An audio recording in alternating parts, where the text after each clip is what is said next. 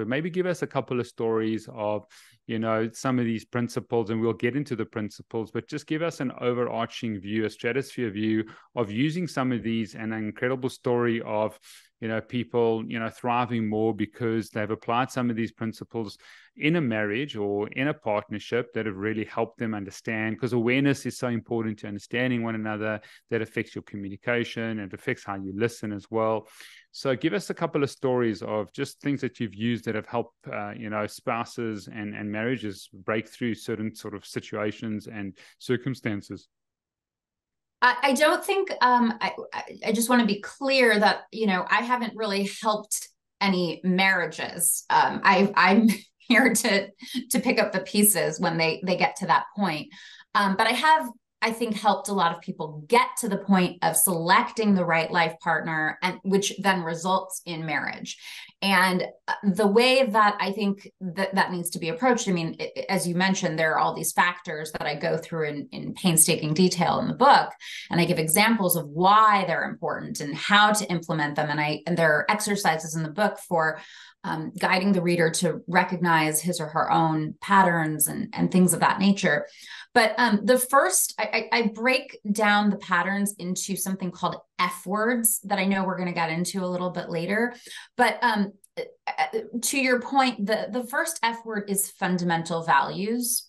And while the rest of the F words are in no particular order of importance, they're all equally important in my opinion. Fundamental values is first because it is the most important. And I think most people, as you mentioned earlier, they enter into relationships because they think that they have shared interests, or, they both like going to the movies, like you said. That's not a fundamental value. A fundamental value is something that it defines you. It's the essence of your being. It's something that you so value that it was important to you when you were young, and it will continue to be important to you well into your, old age. And, a lot of people don't know their own fundamental values, or they know them, but they haven't taken the time to really contemplate what they are and define them, say them out loud for themselves. And so in turn, when they're dating, they're not looking for a partner who shares those fundamental values. Well, why are these fundamental values so important? Well, if they are your kind of guide of how you live your life, and it's just so important to you, this is what you value so much, they're going to very much dictate the way you do lead your life.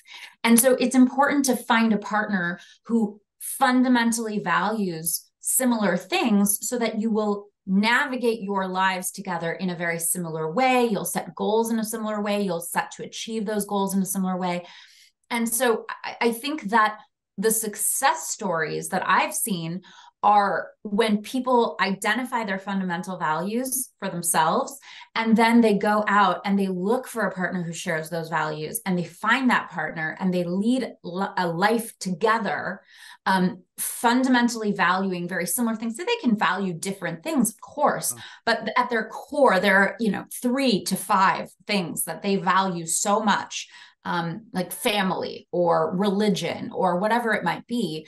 And so they lead their lives in a similar way, and it's very harmonious.